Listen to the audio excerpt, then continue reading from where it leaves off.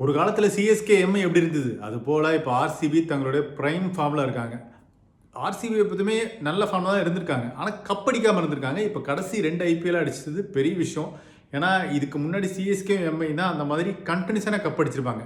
2010 2011 CSK, 2019 2020 Mi. இப்போ அந்த வரிசையில் எலைட் டீமுக்குள்ளே ஆர்சிபி உள்ளே வந்துட்டாங்க. ரஜத் படித்தர் அந்த எலைட் கேப்டனுக்குள்ளே வந்துட்டார். வாழ்த்துக்கள் சொல்லிடலாம். இந்த ஐபிஎல்ல ஆர்சிபி வின் பண்ணதுக்கான முக்கியமான காரணங்கள் என்ன அப்படின்னு பார்த்தீங்கன்னா, மொதல் விஷயம் அந்த டீமுடைய பேட்டிங் லைனப்.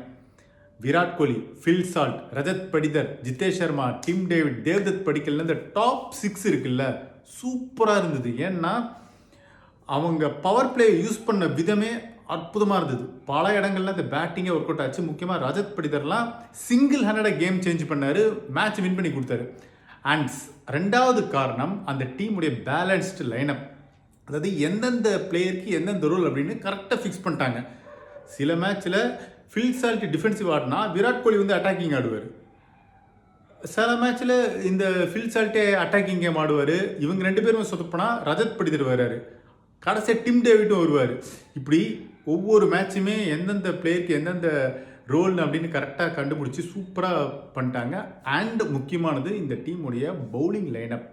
புவனேஸ்வர் குமார் வந்து இந்த டீமை காப்பாற்றினார். எக்ஸ்பீரியன்ஸ் பேசிச்சு. ஜேக்கப் டஃபி அவருடைய பெர்ஃபார்மன்ஸும் நல்லா இருந்தது.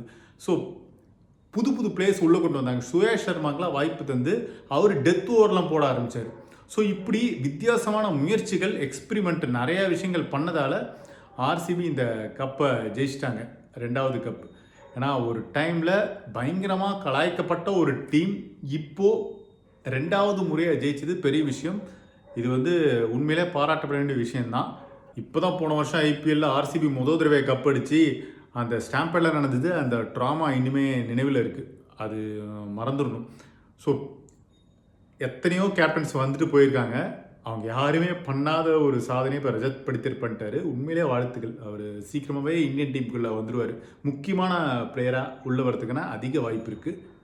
ஸோ ஆர்சிபியோடைய இந்த 2வது ஐபிஎல் வெற்றியை பற்றி உங்கள் கருத்துக்களை கமெண்ட் செக்ஷனில் சொல்லுங்கள்.